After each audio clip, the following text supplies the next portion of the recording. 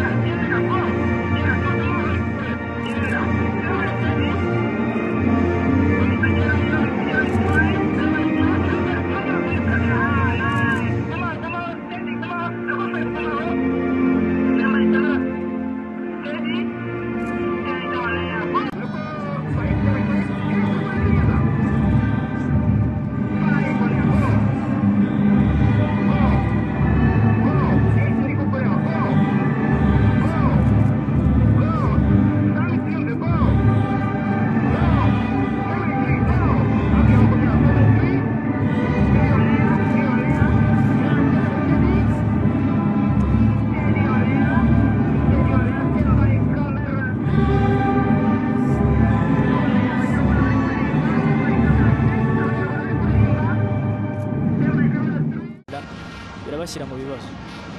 ku Rwanda rufite Libya kandi u Rwanda rugomba gutsinda Libya hano byanga bikunda. Attention hariya kuri attaque rapide equipe ya Benin, umupira ugaruka hagati kwa Imran Hassan. Imran Hassan je mu rwamena attention gato Imran Hassan funga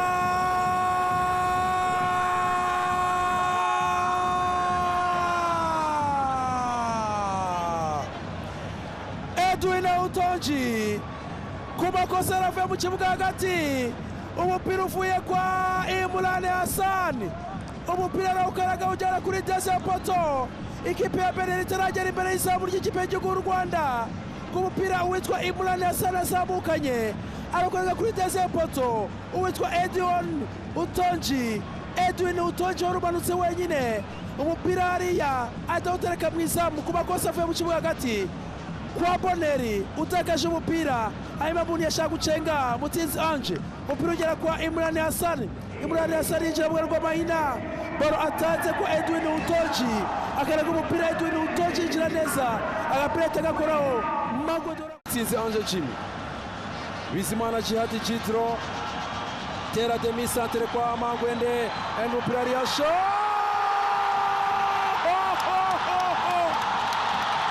funga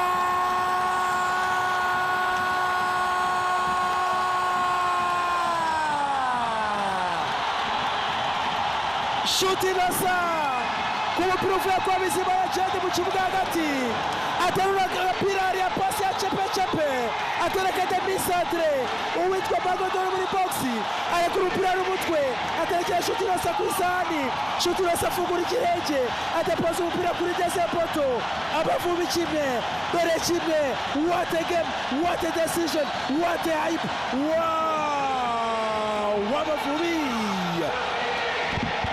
Amavubi rero yongera kubona igitego mu izamu rya Benin. Stade Amahoro iranyeka amavuta, kura santra nziza cyane hariya Mugisha Gilbert barafinda igera kwa kapitani Jidro na Ruboneka Bosco kontra umupira ushira kwa Jidro umupira agiye gutera mukorera penalty hariya iminota 2 gusa ibitego bigiye kuba bibiri u Rwanda iyi penalty bagomba kwitsinda byanga bikunda amateka agomba guhinduka kuri stade Angabe gatsindwa byanga bikunda Jidro ugiye gutera umupira bashyiraho ikirenge kubitana n'umuntu hariya ni penalty igomba no guterwa n'ubundi na Captain Bizimana Jidro afata icyemezo nk'umuntu w'umugabo kabisa aravuga ati penalty ngomba kwitera nka captain akina mu gihugu cya Ukraine aravuga ati penalty ngomba kwitera umuzamu yari yagiye ari kubona ko Amavubi byanga bikunda stade yose yahagurutse Frank Torsten Spitzer arabizi neza ko birashoboka imibare ikunda noneho ko bishoboka ko Bene kwitsinda ugatsinda Libya wajya mu gihugu cya Nigeria ubizi neza ko ugomba gushaka byibuze resultat positive reka turebe ahangaha ko umuzamu aza mu kibuga akajya mu izamu ahanganye n'uwitwa Bizimana Jidro umusore w'Urubavu wariya ugomba kuza guhagurutsa stade nanone byaba ari comeback nziza ku Rwanda byaba ari byiza mu by'ukuri ubona ko Jidro ahanganye na witwa Danjino reka turaba Jidro kagomba guterekamo iyi penalty ku minota 73 Jadina Danjino ninde kombonari y'abashwana ariko ubona ko remplacement y'uwitwa Ruboneka Bosco igize akamaro uruhande rw'iburyo mu by'ukuri wabonaga ko hari umwanya yo baza kurubyaza umusaruro banabikoze rero bisa bitanga umusaruro igitego cya Nshuti Innocent ndetse na Captain Djihad reka turebe ko aza guterekamo iki gitego kikaba icya kabiri kuranga ikipe y'igihugu y'u Rwanda mbona abakinnyi b'ikipe ya Bene hariya barimo baragenda bashondashondana gatoya batinza ko Djihad yatera penalty kugira ngo barebe niba yahindura ibitekerezo umusifuzi Andofetra Manda amubwira ati itonde utegereze ifirimbi Andofetra Bende yamuhaye uburenganzira reka turebe Bizimana Jidro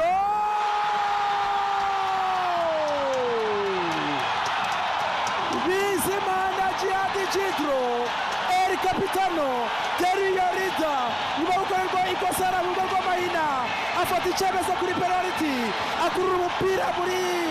Potoneza muri agere hepfo umuzamu suka Marcel arira kugira biranga Amavubi bibiri